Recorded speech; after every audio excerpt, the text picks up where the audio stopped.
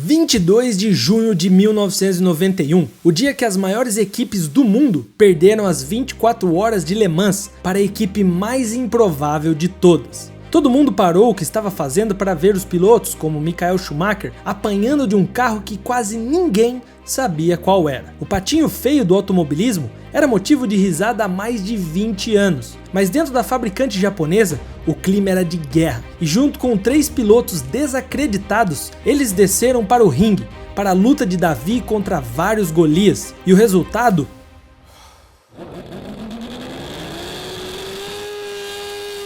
E como já dizia Rocky Balboa, mas não se trata de bater duro, se trata de quanto você aguenta apanhar e seguir em frente, o quanto você é capaz de aguentar e continuar tentando. É assim que se consegue vencer. Mas qual foi a estratégia deles para vencer os adversários? Quem eram os maiores e mais respeitados adversários da época? Quem eram os pilotos que estavam desacreditados, mas acreditaram no projeto? E por qual motivo eles foram banidos no ano seguinte? Hoje você terá uma aula de persistência e garra. Você vai aprender com o Mazda 787B que desistir não é uma opção.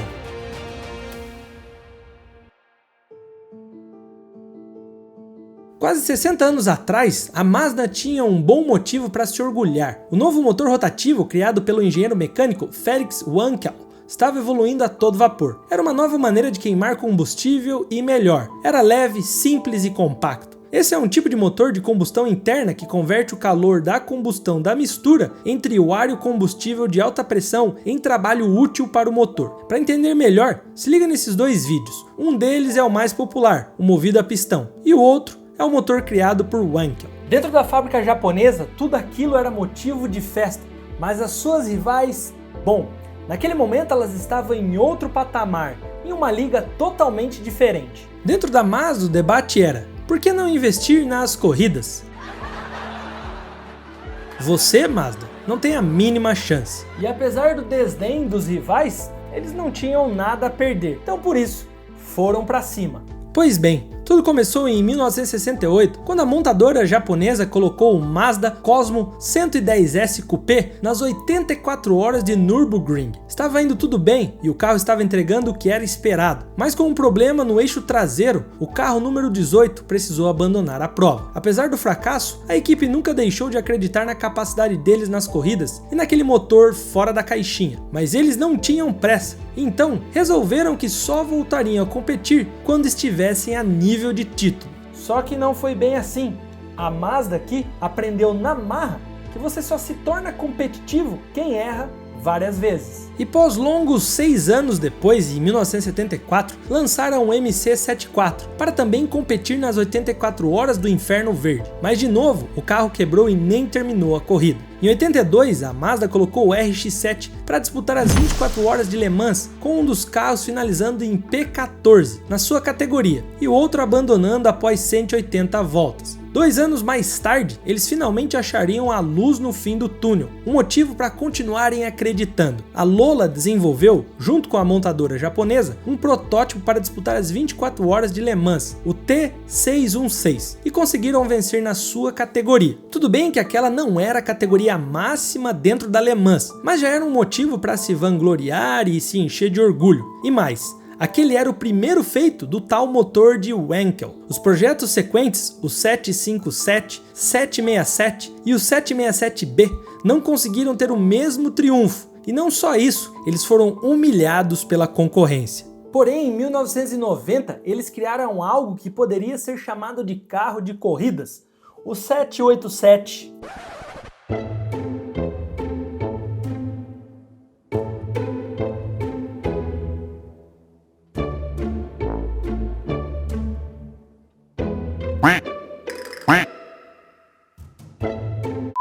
O lançamento daquele carro também marcou o primeiro upgrade no motor rotativo. O antigo motor 13B de 2 rotores agora tinha 4 rotores e foi batizado de R26B. Para quem não sabe, esse rotor é um componente-chave que substitui os pistões dos motores convencionais. Mas o motor começou dando trabalho. Na corrida de 1990, um dos carros teve problemas justamente na potência e o outro pegou fogo do nada e desistiram da corrida. Foram anos evoluindo o motor de Wankel, mas esse resultado com o 787B foi um baque enorme na fábrica, que já cogitavam abandonar a ideia, e eles tinham mais um motivo para deixar o projeto de 20 anos para trás. Naquela época, a FIA já gerenciava a corrida de Le Mans, e eles tinham uma ideia de regulamento nada motivador para a fabricante japonesa, e eles queriam fazer com que aquele campeonato seguisse os padrões da Fórmula 1. E o que isso quer dizer? Significa que nada mais de motores experimentais malucos na pista. Os carros tinham evoluído rápido demais nos anos 80 e a organização queria brecar isso a todo custo. Novas regras entrariam em vigor para a temporada de 92 e a principal mudança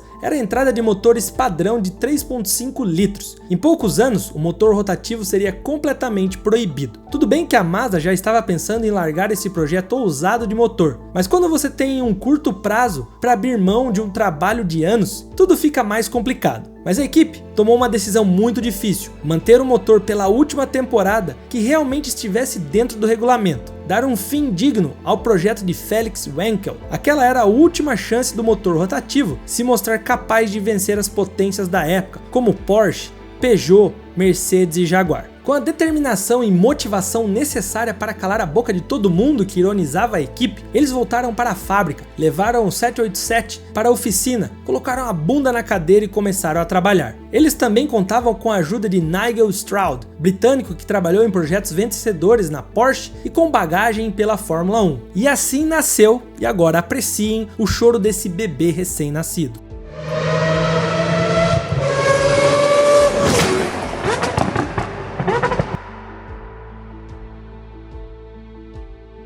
Eles conseguiram enxugar um pouco do peso do carro, a versão B era uns 20 kg mais leve. Nigel conseguiu convencer a Mazda Speed a investir uma boa grana para ter um monocoque inteiro em fibra de carbono e ter uma carroceria aerodinamicamente moldada através do túnel de vento, pensado para ganhar alguns quilômetros a mais na grande reta Mulsanne. O freio também foi feito em carbono e agora só faltava enfrentar o chefão, a peça mais trabalhosa daquele carro, o monstro que ficava escondido. Depois de todos os ajustes aerodinâmicos necessários, eles revisaram o motor R26B e colocaram a mão na massa. Foi projetada uma nova versão, com selos de ápice cerâmicos, 3 velas por rotor e um sistema de admissão continuamente variável muito revolucionário que permitia que o carro ficasse no seu limite de potência o tempo inteiro se fosse preciso. Então, era como se o 787B pudesse produzir 900 cavalos de potência o tempo inteiro. Só que depois de tantos traumas, a Mazda resolveu reduzir para 700 cavalos, pois já era uma potência competitiva e melhor, seria mais confiável e resistente. Esses fatores são bem melhores do que ser apenas o mais veloz. Não adianta nada ser o mais rápido de todos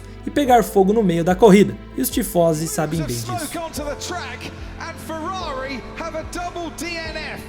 Quem viu a atrocidade que eram os carros da Mazda nas pistas, mal podia acreditar no que estavam vendo. Os caras conseguiram sair de um dos piores carros do grid e motivo de chacota para se tornarem o motor rotativo mais potente e confiável de uma corrida. O carro era tão eficiente que os pilotos passaram a buscar outras formas de se divertir, principalmente nos treinos. Quando todos buscavam obter o melhor tempo de volta, os caras que guiavam o 787B competiam para ver quem conseguia usar a menor quantidade de combustível possível em voltas rápidas. A performance daquele carro laranja e verde era algo único, com um equilíbrio perfeito entre o motor de alta rotação, bom torque, estabilidade nas curvas e aerodinâmica selvagem. Só faltava uma coisa: uma pessoa capaz de conseguir domar essa besta enjaulada. Ou melhor, 3 pilotos. Colocar um piloto qualquer dentro do 787B era assinar o seu atestado de óbito, e todos sabiam disso. A Mazda então precisaria tirar o escorpião do bolso para trazer o nome ideal. Mas na verdade, quem chegou foi um piloto de Fórmula 3, um ex-presidiário e um cara proibido de correr. Pois é, tô pensando o mesmo que vocês. Que loucura é essa? Mas toda grande maluquice, ideia doida, às vezes também precisa de ousadia e pensar às vezes fora da caixa, certo? O cara que precisaria domar esses 3 pilotos problemas seria o belga Jack Ickx. ex-piloto da Fórmula 1. E então ele contaria com Bertrand Gachot, Volker Windler e Johnny Herbert. Bertrand começou aquele ano na cadeia depois de ter ido para cima de um taxista depois de uma treta de trânsito. Volker já tinha guiado o lendário Porsche 962C, mas ainda seu currículo não era de um grande piloto de ponta. Já Johnny Herbert tinha bons números e vitórias, mas naquele momento ele já era um veterano e experiente. Mas com o seu acidente em 88, que quase decepou seus pés, ele tinha recebido a notícia dos médicos que sua carreira estava encerrada ali. Só que o inglês era bem teimoso e estava com apetite mesmo sem os pés. O trio mais aleatório do grid já estava formado, e embora ninguém apostasse neles, eles estavam mais preparados para vencer do que eles mesmos imaginavam. E a prova disso veio no dia 22 de junho de 1991, no circuito de La Sarthe. A equipe japonesa mais paciente estava pronta. A ansiedade tomava conta do circuito. Às 3 da tarde no horário da França, às 24 horas de Le Mans, estava prestes a começar. Só que, calma aí, aquele carro número 55 lá no fundo do grid, é esse Mazda 787B que você tanto elogiou, roteirista, e fez uma baita propaganda na intro do vídeo? Você tá de brincadeira, você tá zoando a gente, né? Você calma, rapaz, tenha calma, meu filho, não faz... Lembra que falamos que a FIA queria que tudo fosse como era na Fórmula 1 no regulamento de 92? Bom, para priorizar os que já estavam dentro do regulamento e não davam trabalho para a organização, as 10 primeiras posições foram reservadas para esses que já seguiam as regras. Provavelmente o carro da Mazda era o pior aluno da FIA, então foi lá para a turma do fundão, no fundo do grid. Para a penalização no posicionamento, eram adicionados 200 kg ao carro, mas para a potência do carro laranja e verde, isso não era nada. Eles teriam 24 horas para escalar o pelotão. Não era só a equipe Patinho Feio que teria essa tarefa. A Mercedes também estava com o peso extra por estar fora do regulamento. E junto com o ainda promissor Michael Schumacher, precisariam trabalhar dobrado para serem recompensados com algum resultado expressivo. Quando a corrida começou, Schumacher rapidamente passou o Peugeot à sua frente, que inclusive estava dentro do regulamento e livre da punição de peso extra. A flecha de prata era, considerado pelos fãs e pela mídia, o favorito a ser a campeã. Só que o que eles não esperavam era que o carro número 55 acompanharia sua jornada rumo ao pelotão da ponta. No cair da noite, o Mazda 787B já estava em P4. O peso extra ainda não tinha sido aplicado, então Jack Ickx não tinha desistido de convencer os fiscais que o Mazda era alimentado por um motor naturalmente aspirado. E por incrível que pareça, o belga conseguiu convencer os oficiais com essa mentira aí cabeluda. Ninguém tinha pensado em contestar isso. Na verdade, ninguém se importava com o Mazda o suficiente para recorrer. Então, agora a guerra era entre o 787B de 830 kg contra as Mercedes e Porsches de 1 tonelada. E o craque do jogo, Jack Ickx e sua lábia. E por isso, para ser honesto, ninguém esperava que aquele carro seria competitivo. Ninguém estava nem aí para a equipe. Ninguém cogitou os caras como ameaça ou que fariam algo grandioso. E acho que nem mesmo a Mazda botava fé em si mesmo. Essa falta de consideração das grandes montadoras acabou sendo crucial no final da corrida. Durante a noite francesa, a Mazda perseguia a Mercedes como se fosse um pesadelo interminável. As flechas de prata não conseguiam se livrar da pressão do carro laranja e verde, e um por um começaram a ceder. O carro número 31 teve problemas com a caixa de câmbio, o número 32 foi de encontro com alguns destroços na pista, e então, agora o carro número 55 já estava em P2. A corrida se arrastava e Ickx percebeu que o único Mercedes à sua frente estava tirando o pé. Primeiro ele achou que era alguma estratégia para economizar no combustível, mas na verdade aquele peso extra estava começando a cobrar o seu preço. O chefe de equipe era o mais cauteloso possível, mas ali ele se exaltou e exigiu: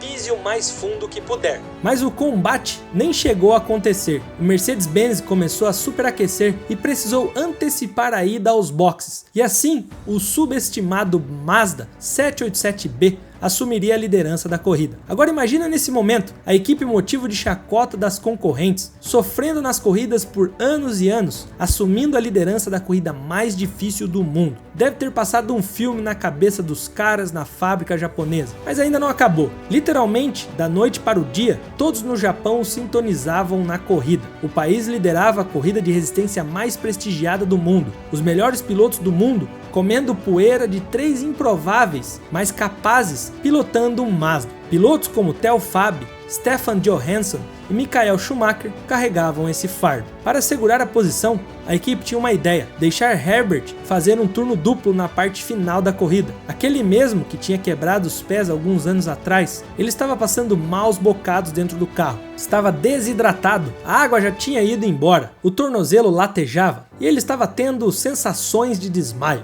E não para por aí, ele estava tendo problemas estomacais, enjoado, ansioso, totalmente exausto. E o filme na cabeça dos médicos dizendo que ele não poderia correr nunca mais, devem ter voltado para assombrar e desmotivar. Mas a mesma teimosia, aquela teimosia boa, que vira persistência, que ele mostrou ter ao voltar a correr, surgiu nesse momento final, e ele não pararia por nada nesse mundo. O motor rotativo que ninguém apostava estava rodando a todo vapor, sem passar o mínimo sentimento de desconfiança. O barulho do motor cruzando a bandeira quadriculada é como um grito contra os oficiais que o declararam proibido na próxima temporada, e um desabafo após tantos anos de fracassos, de tentativas e erros. Eles alcançaram a glória eterna no mundo das corridas. As condições de saúde de Herbert após vencer eram péssimas. Ele foi tirado do carro direto para uma ambulância. Um dos heróis da Mazda Speed não pôde receber o prestígio do pódio mais valioso do mundo, mas a garra e resiliência não só de Johnny Herbert, mas também dos japoneses, é um dos exemplos de coragem mais bonitos do automobilismo. Depois daquele junho de 91, a menosprezada Mazda se torna a única fabricante japonesa a vencer as 24 horas de Le Mans, e esse deboche contra as rivais Honda, Toyota e Nissan durou até 2018, quando a Toyota pôde entrar na lista de vitoriosos da categoria, ou seja, durou 27 anos a vingança da Mazda. E o tão polêmico motor dessa nave aqui? Bom, depois da corrida, quando o R26B foi desmontado, viram que aquela mesma peça poderia fazer todo o trabalho, tudo de novo. Após mais de 5.000 quilômetros, a potência sofreu apenas 2% de dano. Que bizarro. É de ficar perplexo com a engenharia e tecnologia dos carros japoneses, seja com carros de corridas, seja com super esportivos, fabricando o ronco mais bonito de um carro de rua, nem que custe vidas. Sabe dessa história? O dia em que uma outra fabricante japonesa gastou bilhões para construir um super carro de rua para brigar com Ferrari, McLaren e Lamborghini? Bom, se liga no vídeo que já tá passando aí na sua tela, o projeto de bilhões, o LFA. Te vejo já!